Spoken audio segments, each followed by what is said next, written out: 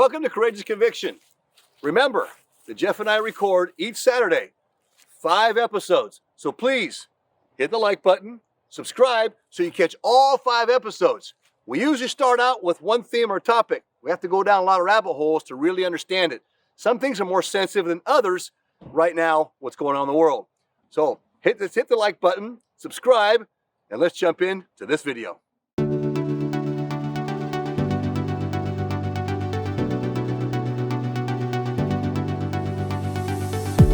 Let's keep reading now. Go ahead, Walter. Let's keep listening. There's a video, Walter. Promises. There hath no temptation taken you, but such as is common to man. But God is faithful, who will not suffer you to be tempted above that ye are able, but will with the temptation also make a way to escape, that ye may be able to bear it. An omniscient Father in heaven has provided every needful thing, so that his children can call upon him with confidence and feel his love. He provides tools to allow us to overcome every temptation and overcome the natural man. One of the most powerful and often neglected tools that God has given us is the law of the fast. As we more fully understand and use this tool as Father in heaven intended, it will change our lives. We will then be able to go to the Lord in confidence and call down the powers of heaven. It is my desire to help each one of us more fully understand and receive the blessings and power that God intended through the exercise of this powerful tool. Principle 1, a true fast requires more than just going without food. In Isaiah chapter 58, we are promised very specific blessings and powers if we will fast in the way that God has chosen. Verse 6, is not this the fast that I have chosen, to loose the bands of wickedness, to undo the heavy burdens, and to let the oppressed go free, and that ye break every yoke?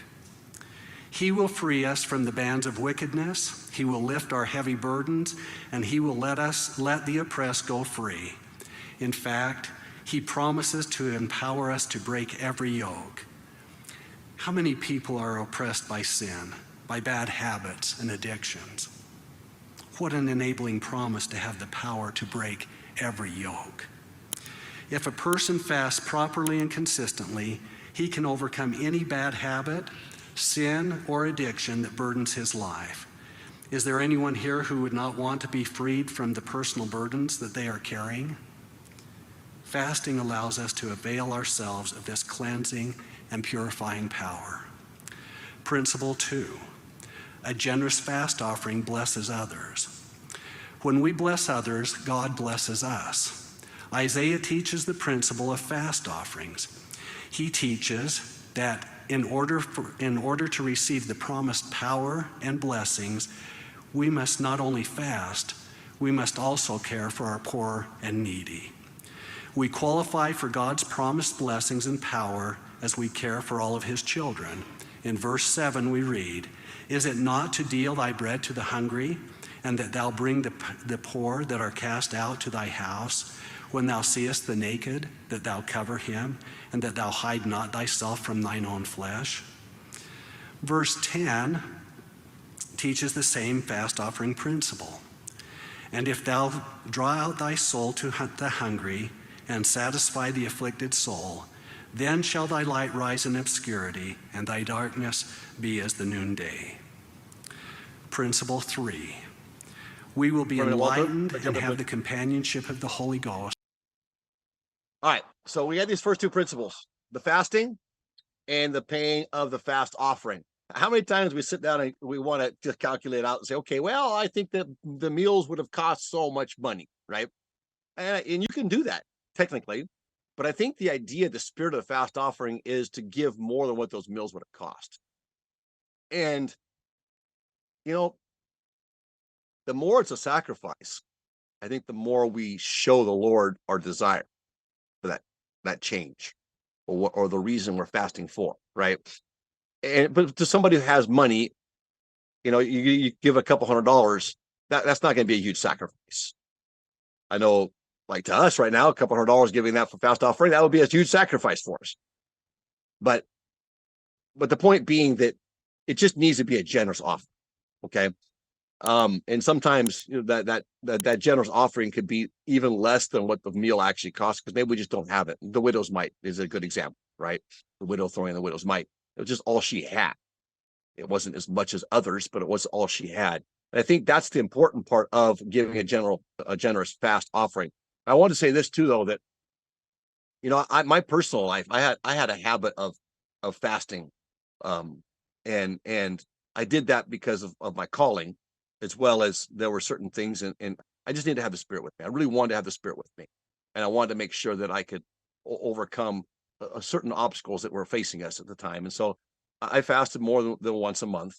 It was just twice a month, let's just say. Okay, I was fasting twice a month. I fasted bi-weekly, and I did that for a reason, and I did that for quite a while.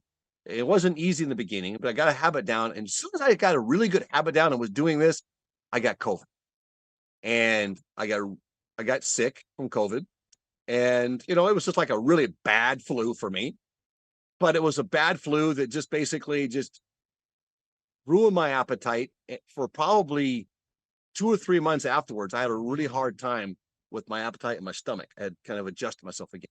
And then when I tried to fast, it was just almost impossible. I just didn't want to do it. Something evil in that virus. But it was really hard for me to get to develop that discipline again of fasting. So the first discipline we have to develop with ourselves, one would be prayer. That seems to be the easiest, and the one that requires the least is prayer. We get in the habit of prayer at least twice a day, morning and night. I suggest you do it more. We can go on a whole nother video with prayer and how often we should pray and have a prayer in our hearts. But you begin with prayer and then set your goal for a Sunday to fast. It could be a fast Sunday, if you will. It could be any Sunday. You don't have to wait till fast Sunday. I know sometimes that's easy to do. Sometimes I'm traveling, and sometimes we might miss a fast, and I want to pick it up again during the month. That's my challenge now, is I don't just pick it up before. I don't wait till next fast Sunday, right?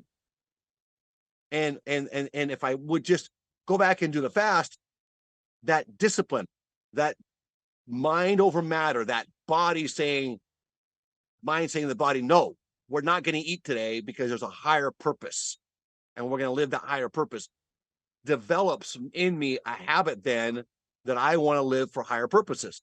And I developed to think celestial, if you will, like President Nelson asked us to do.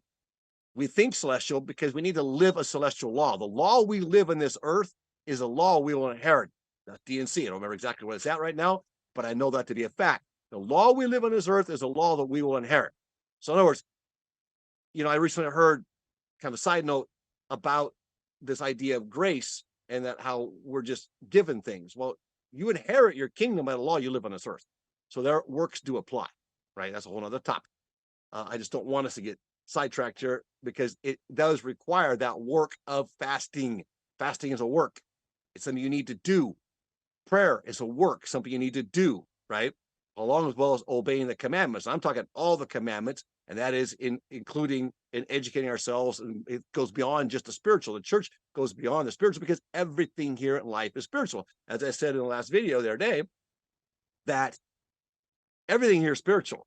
And if we want to become like gods and goddesses, then we need to understand everything of this world, because it's all created by a God.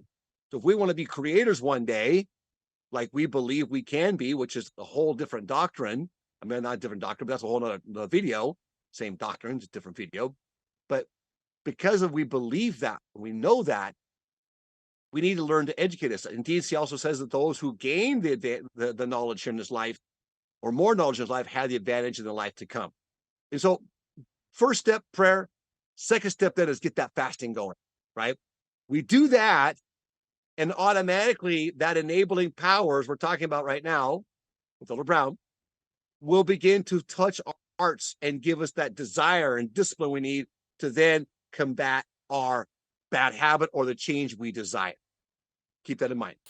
I thank you for being with us on Courageous Conviction. Remember, there's 5 episodes each week that we put out. We have to go down a lot of rabbit holes, so stay with us. Hit the thumbs up, subscribe, and don't miss tomorrow's episode on Courageous Conviction.